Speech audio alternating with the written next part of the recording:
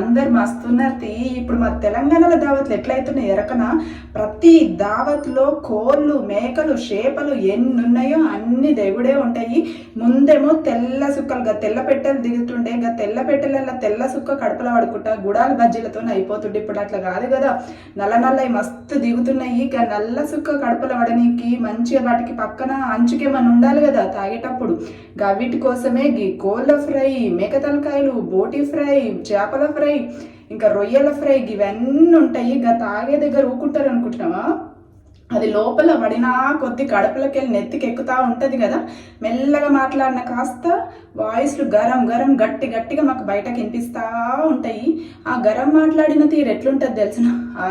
అమ్మదే రోజుగా అక్కనిచ్చేటప్పుడు మీతో మా అక్క జాగ్రత్త జాగ్రత్త అన్నవుద్ది, కానీ మా అక్కతో జాగ్రత్త అని చెప్పిన అవరా బావమరిది అని బావమర్దులలో ములొల్లు అయ్యేదాకా పోతుంది.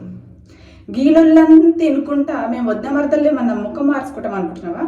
గవేం పట్టాయి, మేము అనుకుంటూనే ఉంటాం. ఈ కడుపులో పడ్డ కొద్దీ మర్యాదలు కాస్త మంచిగా గరం గరం బాతకాని దాకా అయిపోతాయి. ఇవేం పట్టాయి మాకు? మంచిగా 4 సెల్ఫీలు 2 వీడియోలు ఏమంటారు మంచిగా పక్కకు ఎన్నో ఫోటోలు దిగుతూ ఉంటాము. మా ముచ్చట్లు మాకే ఉంటాయి. ఎందుకంటే తెల్లారితే ఎట్లుంటుందో కదా మాకు ఎరక కదా.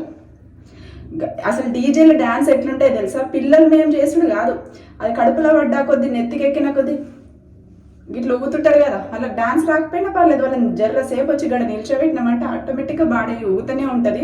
గిట్లా అయితే మా తెలంగాణ దావత్లు మేము పొద్దున్న లేస్తే మళ్ళీ ఎట్లుంటాయి తెలిసిన? ఇంత గరం గరం ముచ్చట జరిగినా సరే పొద్దున్న లేస్తే అరే బాగా మంచిగా నిద్రపోయినావా రాత్రి?